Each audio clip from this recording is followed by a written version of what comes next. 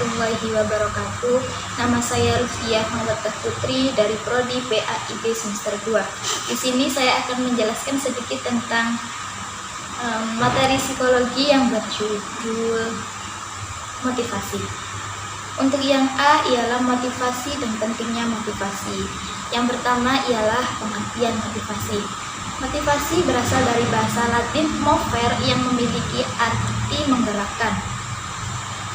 Menurut Wolkowski menjelaskan bahwa motivasi adalah suatu kondisi yang menyebabkan atau menimbulkan perilaku tertentu serta memberi arah dan ketahanan pada perilaku tersebut.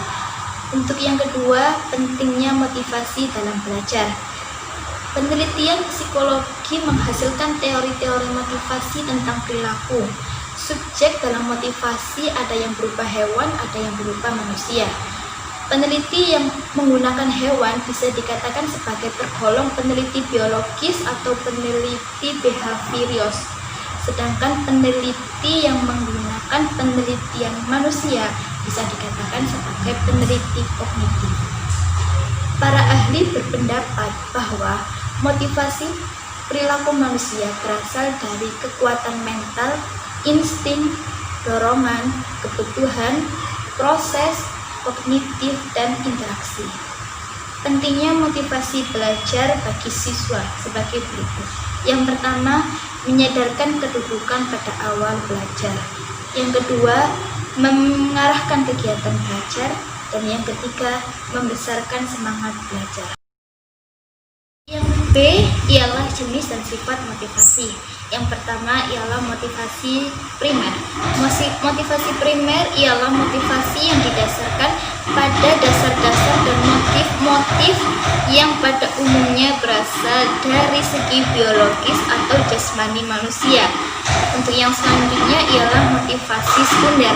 Motivasi sekunder ialah motivasi yang harus benar-benar dipelajari, karena motivasi sekunder ialah berbeda dengan motivasi primer yang hanya dijadikan sebagai sebuah ilustrasi. Menurut beberapa ahli mengatakan bahwa manusia ialah makhluk sosial yang kehidupannya atau perilakunya terpengaruh oleh faktor biologis. Namun sejatinya manusia tidak terpengaruh oleh faktor biologis saja. Manusia dapat terpengaruh oleh faktor-faktor sosial lainnya. Dengan kata lain, kebiasaan dan kemauan seseorang mempertinggi motif untuk berperilaku. Motivasi belajar diperkuat karena adanya suatu sikap, kesadaran, kebiasaan, dan kemauan. Untuk yang kedua yakni sifat motivasi. Motivasi seseorang dapat bersumber dari dalam ataupun dari luar. Seperti salah satu contoh yang bersumber dari luar yang biasa dikatakan sebagai motivasi eksternal ialah motivasi yang adanya suatu dorongan seseorang di luar perbuatannya yang sedang dilakukannya. Orang yang berbuat sesuatu karena adanya suatu dorongan dari luar, seperti contoh menghindari hukuman.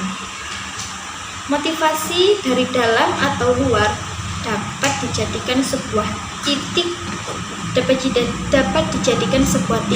tingkat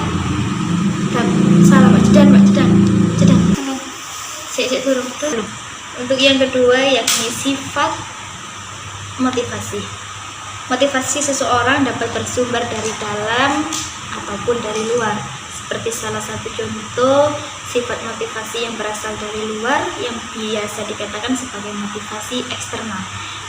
Motivasi eksternal ialah motivasi yang adanya suatu dorongan perilaku seseorang yang ada di luar perbuatannya yang dilakukannya.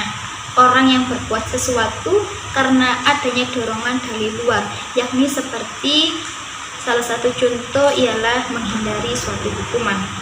Motivasi mengaktualisasi diri berjalan sesuai dengan kemauan setiap orang.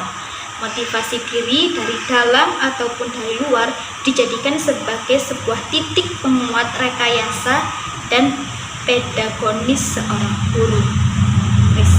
Ialah motivasi dalam belajar. satu, unsur-unsur yang mempengaruhi motivasi pelajar.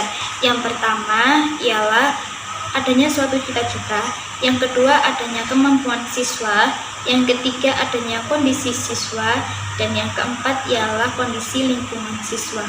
Upaya meningkatkan motivasi belajar.